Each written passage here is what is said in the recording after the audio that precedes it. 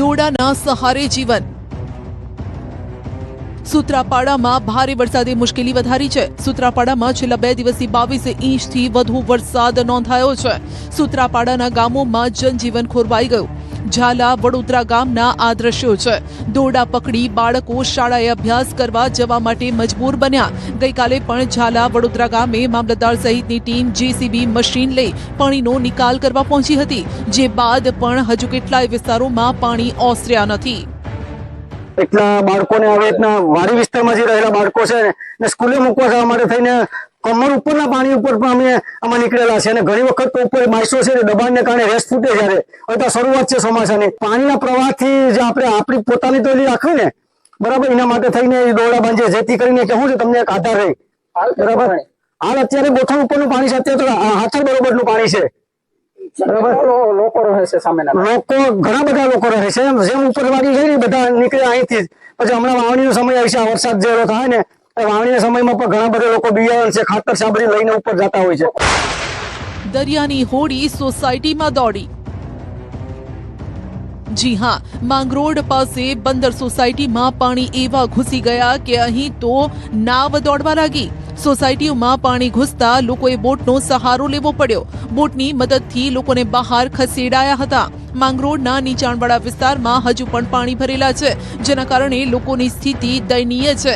ત્યારે આસપાસના સ્થાનિકો આ નાવના સહારે લોકોને બચાવવા માટે ત્યાં પહોંચ્યા હતા। સોસાયટી આખી પાણીમાં। માંગરોળમાં જળબંબાકારની સ્થિતિ વચ્ચે પરિસ્થિતિ વણસી રહી છે। માંગરોળના નીચાણવાળા વિસ્તારોમાં પાણી ભરાઈ જતા જનજીવન અસ્તવ્યસ્ત થઈ ગયું। જુઓ કેવા દ્રશ્યો સર્જાયા। આખી સોસાયટી પાણીની અંદર છે। ઘર અડધા ડૂબી ગયા છે। લોકો પહેલા માળે આશરો લઈને બેઠા છે અને જે લોકો પાસે પહેલો માળ નથી તેઓ આ પાણીની વચ્ચે જ જીવન નિર્વાહ કરી રહ્યા છે। અનેક વિસ્તારોમાં માર્ગો પાણીની અંદર ગરકાવ થઈ ગયા, જેના કારણે જનજીવનને માઠી અસર થઈ।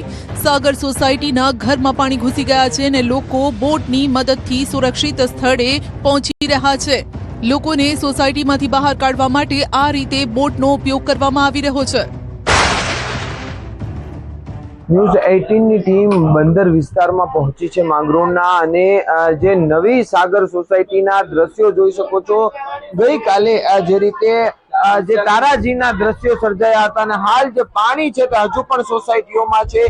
ઘરોમાં લોકોના પાણી ઘૂસી ગયા હતા। કમરડૂબ પાણી હજુ પણ આ સોસાયટીઓમાં યથાવત છે ને લોકોની અવર જવર માટે આ બોટની વ્યવસ્થા છે તે રાખવામાં આવી છે। સ્થાનિક લોકો જે અગ્રણીઓ છે તે આપ જોઈ શકો છો કે જે સામેનું અડધું ઘર છે તે પાણીમાં છે તે ગરકાવ થયું છે। ઘરમાં તો એટલા હતા।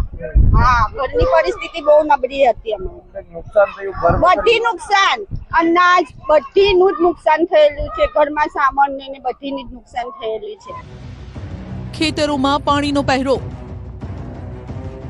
રાજુલા જાફરાબાદ પીપાવાવ કોસ્ટલ બેલ્ટમાં અનરાધાર વરસાદ છે। જાફરાબાદ શહેર અને તાલુકામાં પણ અત્યંત ભારે વરસાદ વરસી રહ્યો છે। જાફરાબાદ લાઇટ હાઉસ વિસ્તારમાં ફરી દરિયો તોફાની સ્વરૂપ ધારણ કરી રહ્યો છે। જાફરાબાદ તાલુકાના કાગવદર, ભટવદર, સરોવડા, મીઠાપુર, નાગેશ્રી, લોટપુર, કંથારિયા સહિતના મોટા ભાગના ગામડાઓમાં અત્યારે વરસાદ તેનું રૌદ્ર સ્વરૂપ બતાવી રહ્યો છે। તો રાજુલા શહેરમાં મુશળધાર વરસાદ તોફાની બેટિંગ કરી રહ્યો છે। વીજળીના કડાકા ભડાકા સાથે વરસાદ વરસતા જળબંબાકારની સ્થિતિ સર્જાઈ। સાંજ પડતા મેઘરાજા એવા તૂટી પડ્યા કે જ્યાં રસ્તા કોરા હતા ત્યાં અત્યારે જળભરાવ થઈ ગયો છે। રાજુલાના માંડરડી, ઝાંપોદર, આગરિયા સહિતના ગામડામાં મુશળધાર વરસાદ છે। નીચાણવાળા વિસ્તારમાં પાણી ભરાઈ જાય તેવી શક્યતા છે। ખેતરો જળબંબાકાર। જૂનમાં વરસાદે રાહ જોડાવી। જૂન આખો કોરો ધાકોર રહ્યો, પણ જુલાઈની શરૂઆત એવી ધમધોકાર કરી કે ખેતરો પાણી થઈ ગયા। જે ખેડૂતો સારા વરસાદની રાહ જોઈને બેઠા હતા તે વરસાદ જોઈને હરખાઈ ગયા, પણ આ ખુશી વધુ ના ટકી। ગીર સોમનાથના સૂત્રાપાડા કોડીનાર હાઈવે પર ખેતરો પાણીથી તરબોળ થયા। મોડી રાતથી વરસાદે વિરામ લીધો છે અને છતાં પણ પાણી ઓસરી નથી રહ્યા। માત્ર સ્ટેટ હાઈવે નજીકના ખેતરો પાણીની અંદર ઘૂસી ગયા છે। સૂત્રાપાડાના વાવડી અને પ્રશ્નાવડા રોડ પરની સાઈડના ખેતરો પાણીની અંદર છે। મઘરવાડા ગામના રસ્તા ઉખડી ગયા। જૂનાગઢ જિલ્લામાં મેઘરાજાએ એવી સટાસટી બોલાવી એવો પાવર બતાવ્યો કે રસ્તાઓ ઉખેડી નાખ્યા. જે ખેડૂતો સારા વરસાદની આશાએ વાવણીની તૈયારી કરતા હતા તે હવે આ પાણી જોઈને ડરી ગયા છે. ગઈકાલે કમરડૂબ પાણી ગામમાં પ્રવેશી જતા કેશોદનું મઘરવાડા સંપર્ક વિહોણું બન્યું. ભારે વરસાદના કારણે કેશોદ પાસેના સાબલી ડેમના 11 દરવાજા ખોલાતા પાણી સીધું ગામમાં ઘૂસી ગયું ને મઘરવાડા ગામ સંપર્ક વિહોણું બન્યું. રોડ રસ્તા અને ખેતરોમાં પાણીનો પહેરો છે. રસ્તા ધોવાઈ ગયા છે. ફક્ત રસ્તા જ નહીં પણ ખેતરનું વાવેતર પણ ખેડૂતોને માથે પડ્યું છે. રસ્તાના પાણી ઓસરી ગયા પરંતુ ખેતરમાં હજુ પણ પાણી ભરેલા છે. માટે ખેડૂતોને ભારે આર્થિક નુકસાની ભોગવવાનો વારો આવ્યો.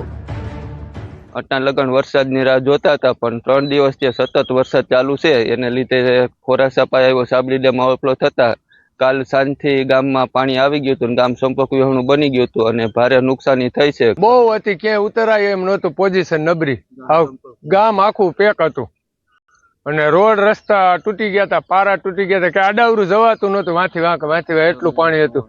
જમીન ધોવાણ થઈ ગયા છે, પારા તૂટી ગયા છે. એ રીતે બધે નુકસાની. મગફળી. ઓજત ડેમનું પાણી ઘેડ તરફ વળ્યું.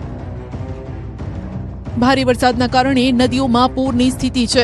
ઓજત, વિયર, વંથલી ડેમના 12 દરવાજા ખોલાયા. ઉપરવાસમાં ભારે વરસાદથી પાણીની આવક વધી છે. 2700 ક્યુસેક પાણીની જ આવક છે. નીચાણવાળા 6 ગામોને એલર્ટ કરાયા છે જે આ પ્રમાણે છે: કણઝા, ટીનમસ, વંથલી, ટીકર, આખા, પીપલાણા ગામને એલર્ટ કરાયા. જુનાગઢ જિલ્લાનું જે વંથલી નું જે ઓઝત વિયર ડેમ છે તેના 12 દરવાજા ખોલવામાં આવ્યા છે.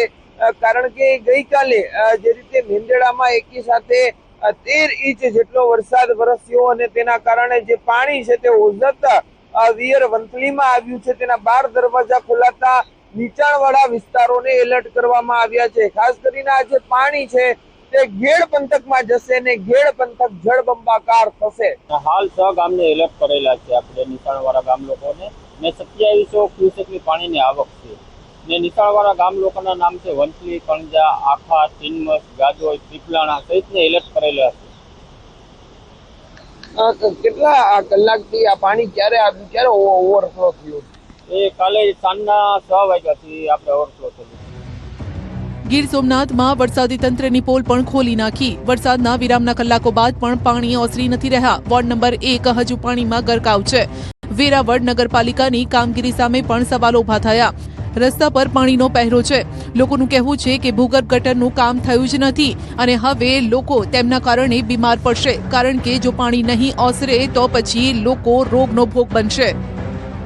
સમસ્યા એમ થાય છે કે ભૂગર્ભ ગટરનો પ્રોજેક્ટ સાવ ફેલ છે વેરાવળમાં.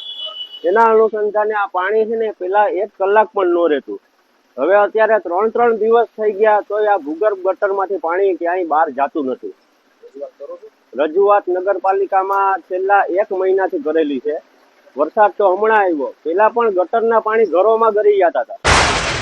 મકાનની બાલ્કની તૂટી. વરસાદના કારણે બાલ્કની ધરાશાયી થઈ. વેરાવળના મુખ્ય બજાર એવા સટ્ટા બજારમાં બાલ્કની ધરાશાયી થઈ. 125 વર્ષ જૂના બહુમાળી મકાનની બાલ્કની તૂટી ગઈ. 2 બાઇકને પણ નુકસાન થયું.